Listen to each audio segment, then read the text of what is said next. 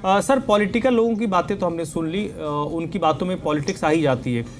दो छोटे छोटे सवाल हैं मेरे। पहली कि कानून की दरकार कब पड़ती है? जब लगता है कि मौखिक आदेश से कोई चीज़ नहीं बन पा रही है, तब आप कानून के जरिए उनको बांधो तो वो बंधेंगे। पहली चीज़ तो मुझे लग रहा है कि, और स्कूल की लॉबी कितनी मजबूत है, आज भले आम आदमी पार्टी या कांग्रेस कुछ भी कहे, स्कूल चलाने वाले बीजेपी वाले भी हैं, कांग्रेस वाले भी हैं, आम आदमी पार्टी वाले भी हैं। कोई ये नहीं कह सकता कि हमारे लोगों के स्कूल नहीं चल रहे, स्कूल सबके चल रहे हैं। तो उनको बांधने के लिए कानून है। क्या आपको लगता है कि कानून से ये लोग बंध जाएंगे? क्योंकि एक बड़ी सरल सी बात है, कहा यह जाता है कि स्कूल और अस्पताल, ये दो लोग जो चलाते हैं ना, ये छोटे मोटे लोग नहीं होते हैं और इनकी पहुंच बड़ी ऊंची होती है। धर्मराज जी, बिल्कुल आप बधाई के पात्र हैं, क्योंकि आपने जो बिल्कुल तीर निशाने पे मारा है आज, इसे कहते हैं कि hit the nail on its head.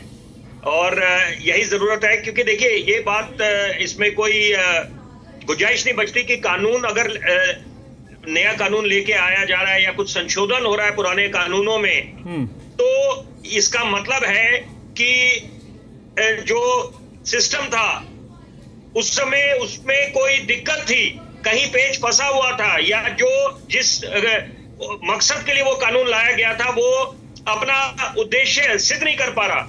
और यहाँ पर शिक्षा को लेकर खास तौर पे, क्योंकि शिक्षा की जब हम बात करते हैं तो राष्ट्र निर्माण से इसका सीधा वास्ता है यहाँ पर। और अगर बच्चों को बार बार, इसको मैं अंग्रेजी का शब्द इस्तेमाल करूंगा, आर्बिट्री हाइक्स अगर होती रहेंगी फीस में, तो ये बहुत ही ज्यादा सेंसिटिव इशू बन जाता है। और यहाँ पर अब ये अमूमन देखा जाता है कि लॉबी एग्जिस्ट करती है, इसमें कोई मैं ये तीनों बड़े वरिष्ठ और सम्मानित प्रवक्ता हैं, कांग्रेस के, भाजपा के, आम आदमी पार्टी के, भली भांति इस बात से इत्तेफाक रखेंगे, तो भले वो स्वीकार ना करें टीवी चैनल पे, लेकिन ये कड़वा सच है, हकीकत है कि एक लॉबी है जो हावी हो जाती है। यहाँ पर अगर आप उन माँ बाप के दृष्टिकोण से समझे कि अगर किसी के बच्चे को शर्मिंदा करा जाए, वहां पर बोला जाए कि ये तो देखिए ये तैयार नहीं हुए इनके माँ बाप कि जब फीस बढ़ा दी गई और बाकी पे जो माँ बाप पेरेंट्स हैं वो तैयार थे, तो ये अपने आप में वो सोचिए उस पे उनको, उस बच्चे की मानसिकता पे कितना गहरा असर पड़ता होगा कि वो जिंदगी भर वो उस पे छाप छोड़ के जाएगा उसके दिमाग पे। तो यहाँ पर ये स्वागत योग्य है। मैं बड़े जिम्मेदारी से बात बोलने जा रहा हूँ, क्योंकि बतौर पत्रकार मैं आशीष सूद जी को पहले भी मिला हूँ, वो जाने जाते हैं, क्योंकि पहले एक दौर था जब वो एजुकेशन कमेटी में थे 2014 में, और जो एमसीडी के स्कूल्स थे वहां पर जो हालत जो पहले हुआ करती थी उसमें बदलाव आया था। देखिए आम आदमी पार्टी ने भी कुछ अच्छे कदम उठाए हैं, और एक दौर में नरेंद्र नाथ हुआ करते थे दिल्ली के शिक्षा मंत्री, तो वो भी एक स्वर्णिम दौर था। तो यहाँ पर जरूरी बात है कि जो Delhi school education transparency in fixation and regulation of fees का जो एक शुरुआत हुई है, ये कदम जो उठाया गया है रेखा गुप्ता जी की सरकार ने, तो ये मुझे लगता है धैर्य रखना चाहिए विपक्ष को, क्योंकि ये अच्छी बात है। एक तरफ आप ये घेर रहे थे सरकार को, खासतौर पे आम आदमी पार्टी की, क्या बात है कि ये उनके दौर में तो यहाँ पर फीस को लेकर ऐसी दिक्कत नहीं आ रही थी, लेकिन अभी अभिभावकों में क्यों ऐसी दिक्कत आ रही है, वो क्यों ऐसा शोर मचा रहे हैं? निश्चित बात है कि कोई ना कोई पुख्ता कारण है एक आम आदमी के पास कि जब उसको खल रहा है।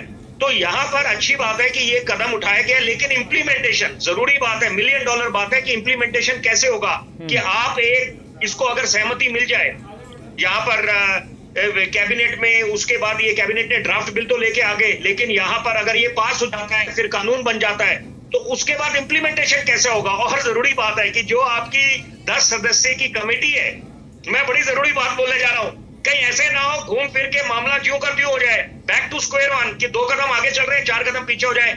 ऐसे कैसे सुनिश्चित करा जाए कि वो कमेटी हावी ना हो कि आपने दुनिया के लिए तो दिखा दिया कि यहाँ पर और भी इसमें लोग शामिल हैं, लेकिन वो लॉबी या उस पे भारी ना हो जाए और फिर मामला ज्यों का त्यों हो जाए, और फिर अंत में यहाँ पर दिक्कत किसको आएगी? एक माँ बाप को आएगी जो इस समस्या से जूझ रहे हैं। यहाँ पर मुझे लगता है कि इसमें अच्छी बात है। मैं तारीफ करूंगा आशीष सूद जी की कि यहाँ पर एक सोच गई है और यहाँ पर एक ये कदम उठाया जा रहा है, क्योंकि अगर इस पे अमल हो जाता है तो मुझे लगता है कि दिल्ली के लिए नहीं सर, ये और बहुत अच्छा अभी दिल्लीवासियों को एक सर संदेश मुझे मिलेगा। लगता है कि अभी हमें इस मामले में अभी ऑप्टिमिस्टिक होना चाहिए, हमें आशावादी होना चाहिए और अच्छे की उम्मीद करनी होना चाहिए। उम्मीद पर दुनिया कायम बिल्कुल, है, और बिल्कुल है। अगर नहीं लेके आते तो फिर एक सवाल काउंटर होता उठाते। कि आप लेके ये नहीं तो आए। बहुत अच्छा बात है। बिल्कुल बिल्कुल, तो इसके अभी पीछे काफी मशक्कत गई है।